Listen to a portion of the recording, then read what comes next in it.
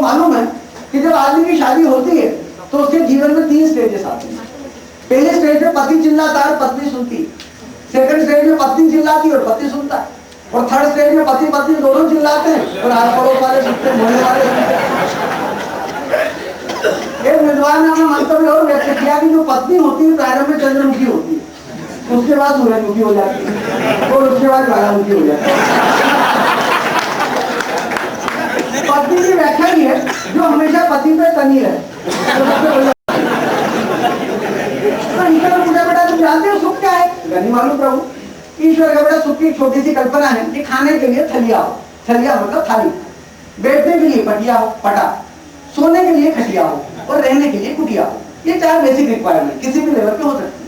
फिर सिर्फ माँ बाप का आशीर्वाद हो, घर में बच्चों का किलबिलाट हो, और शाम को जब आदमी घर पे थक के पहुंचे तो डांटने वाली बीवी का साथ। और मेरा प्रभु ये सब तो समझ में आ गया, आखिरी चीज समझ में नहीं आ रही, बोले बेटा ये भी समझा देता हूँ। ईश्वर का बेटा हमारे कहा जाता है जो स्त्री होती है ना, प्रेस और स्त्री दोनों गर्म होना चाहिए। मुक्ति ज्यादा गर्म, मुक्ति ज्यादा अच्छी। देखो साहब कपड़े में कितने ही सल हो, अगर प्रेस गर्म होगी उसके ऊपर फेर दो, कपड़ा बिल्कुल सीधा। बोले आदमी कितने बिगड़ा, बोले उसकी शादी कर दो, बोले सब ठीक कर दो।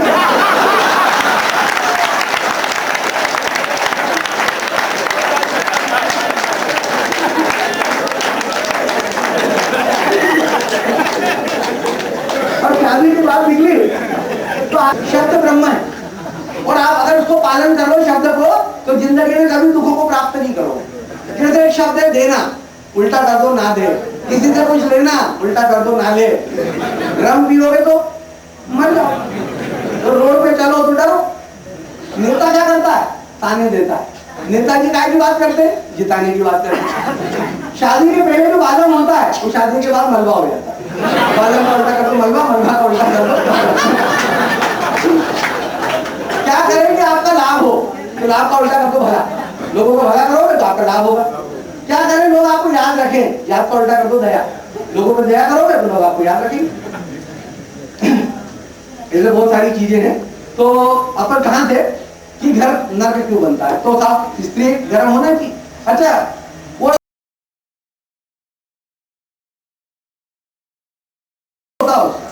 जैसे जैसे सूरज चढ़ना चालू होता है उसका पारा चढ़ना चालू होता है। पुराने जमाने में वो क्या करती थी, कपड़े धोना चालू करती थी, कपड़े धोती थी तो सारा गुस्सा उस कपड़े में निकाल देती थी। फिर आदमी बढ़ता रहता तो आदमी को नहीं धोती। अब वॉशिंग मशीन आ गई, वॉशिंग मशीन कपड़े में डाल दी, उसका गुस्सा वहीं के वहीं स्टोर हो गया। दोपहर को बर्तन साफ करती थी तो बर्तन में गुस्सा निकाल देती थी, अब बर्तन वाली भाई आती, अच्छा भाई को डांट नहीं सकती, डांटे तो भर जाए, प्रैक्टिकल प्रॉब्लम। शाम को उसको आदमी मिलता, बोले ये ठीक है, बोले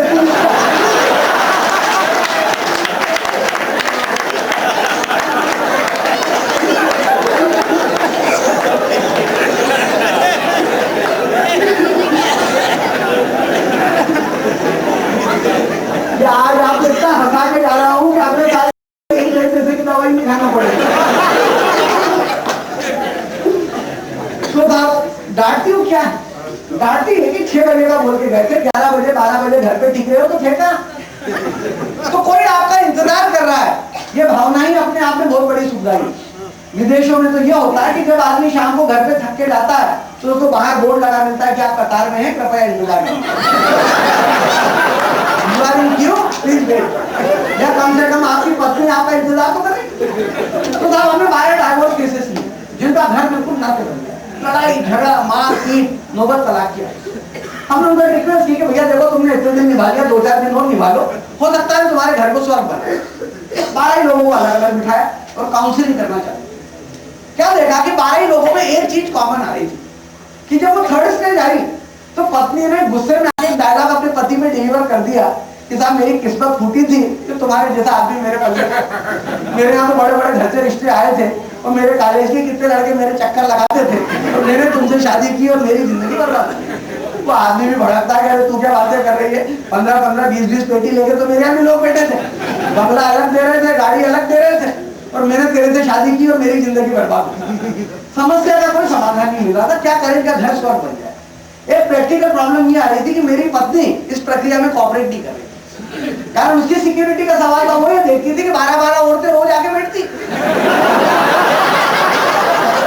कहीं ऐसा नहीं हो अपने आदमी को छोड़ दे, मेरे आदमी को पकड़ ले तो तीसरा लफड़ा होगा। तो एक दिन रात को 11:30 पौने 12 बजे हम लोग काउंसलिंग निपटा के घर पहुंचे। हमारा ज्वालामुखी बिल्कुल तैयार। जैसे ही साहब उसने दरवाजा खोला, ये का यही डायलॉग उसने मेरे को डिलीवर कर दिया कि साहब मेरी किस्मत फूटी थी, तो तुम्हारे जैसा आदमी मेरे पल्ले पड़ा। और मैं बड़ा घबराया, मैंने कहा ये 12 केस निपटाते निपटाते 13वां आदमी घर में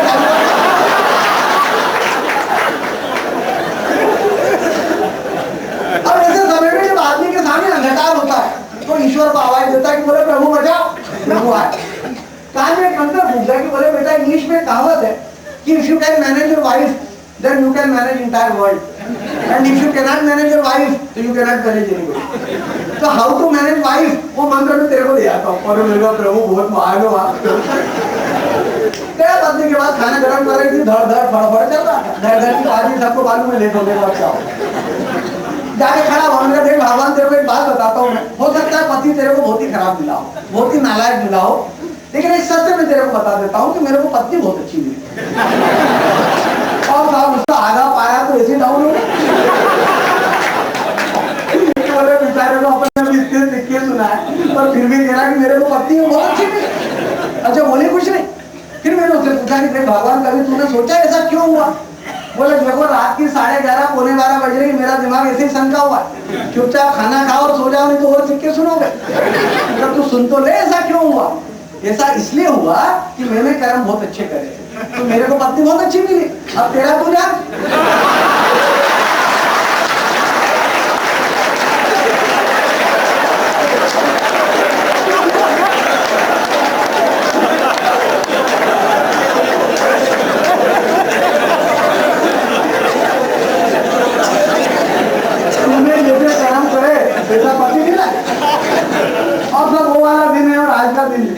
हमारे फ्रेंड्स लोग मजाक करते हैं कभी कभी टेलीफोन पे कि भाई खराब मिले तो आके कह दोगे कि तूने कर्म खराब किया।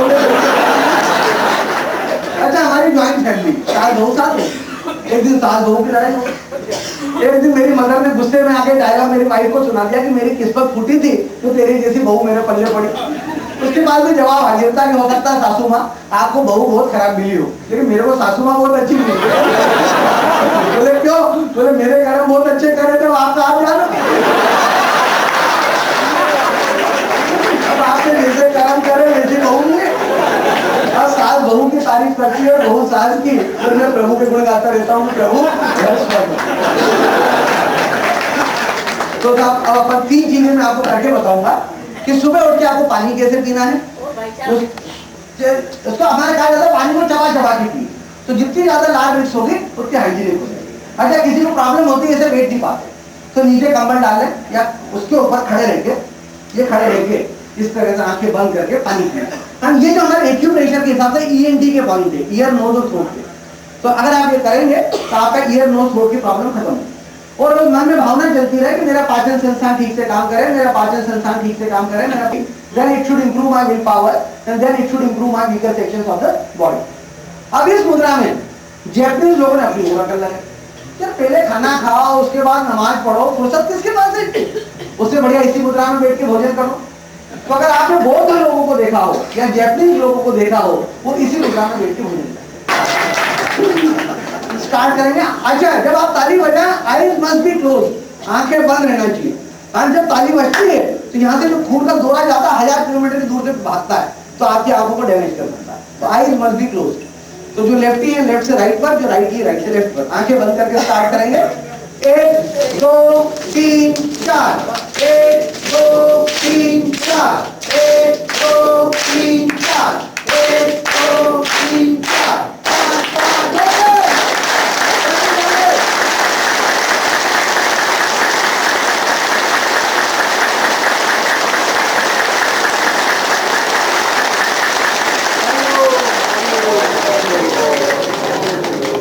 वाली उंगली को आंखों पे रखें, गहरी सांस लें, नमस्कार मुद्रा में खड़े हो जाए। मन में भावना चलती रहे, मैं जो बोलूं जरा आप उसको जोर से रिपीट करेंगे जिससे आपको याद हो जाएगा। मेरी अकाल मृत्यु न हो। भैया आवाज बुलंद आना चाहिए, ऊपर वाले तक आवाज जाना है। मेरी अकाल मृत्यु न हो, मेरी सारी व्याधियों का विनाश हो, मेरे दुर्व्यसनों का नाश हो, जगत का कल्याण हो, आयनों का विकास हो। हरिओम। गहरी सांस में बिल्कुल शांति के साथ जहाँ बैठे हैं अपन उसी मुद्रा में, नमस्कार मुद्रा में ही आपको शांति के साथ नीचे बैठना है। आगे खोलिए। मेरी अकाल मृत्यु न हो, मेरी सारी व्याधियों का विनाश हो, मेरे दुर्व्यसनों का नाश हो, जगत का कल्याण हो, आयनों का विकास।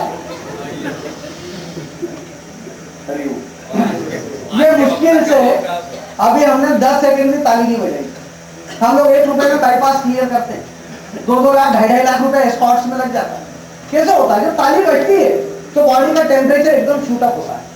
जब बॉडी का टेम्परेचर शूट अप होता है तो कोलेस्ट्रॉल डिसॉल्व होता है, और यहाँ पे जो ब्लड की थैली होती है आप इसको जोर से मारते हो तो रिवर्स पंपिंग होता है, तो आपकी सारी आर्टरीज ब्लॉक, जितनी ब्लॉकेज है तो खुल जाती है, और जहाँ बीपी आर्टरीज खुल गई, बीपी नॉर्मल हो गया तो बीपी नॉर्मल हो जाएगा।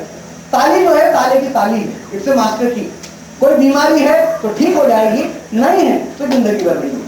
अच्छा कई लोग, अच्छा ताली रेगुलर होना चाहिए। कभी हम लोग फ्लाइट में होते हैं, कभी ट्रेन में होते हैं, कभी बस में होते हैं, वहाँ ताली कैसे बजाए? तो आसपास जो लोग बैठे रहते हैं उनसे पूछते हैं भाई साहब आपको ताली के फायदे मालूम? तो साहब नहीं मालूम। तो ताली से ये होता है, उनका ताली कैसे बजाना? तो आपने बजा के बता दी, तो आपने तो बज दी। अब आपके मन में कई प्रश्न होंगे, उसका उत्तर एक ही में देता हूँ, उसके बाद आप कहें तो मेरे से प्रश्न पूछ सकते हैं। कई लोग मेरे इलाज कराने आते हैं, हम बड़ी बदतमीजी से बात करते हैं उनसे कि क्यों तू चाय पीता है?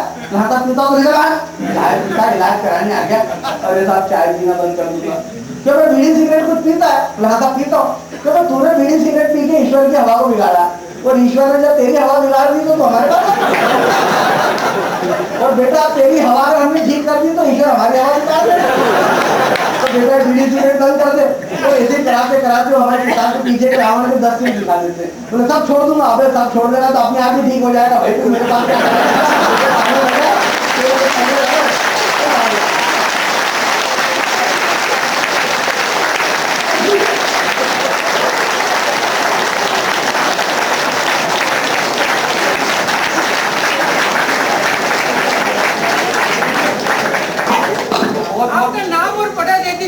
सर एक आप लोगों से गुरु दक्षिणा जरूर लूंगा मैं, पैसे की नहीं है, पैसे की जयप्रकाश जी ने दे दी। गुरु दक्षिणा यह है कि आप लोग जहाँ पे भी हो इस शिविर को ऑर्गेनाइज करने की कोशिश करें, और इसमें मिनिमम 200 जोड़ों की आवश्यकता होती है, पति पत्नी दोनों साथ होना चाहिए, प्लस बच्चे भी होना चाहिए। तो जो लोग फिर मेरे से मिलके कमरा नंबर 8 में रुका हूँ, और जो साहित्य भी लेना चाहेंगे मेरे से, ये ऑडियो सीडी, उसमें 5 प्रोग्राम है, कंप्यूटर पे देखेंगे तो 5 प्रोग्राम देखने को मिलेंगे, सीडी में लगाएंगे तो 2 घंटे की ऑडियो सुन सकें, और किताब दोनों आप ये दोनों 150 की आया 100 रुपए में दो सीडी, और टिकट हाथ तुम्हारा हो, तस्वीर बदल देंगे हम, घर साथ तुम्हारा हो। Thank you.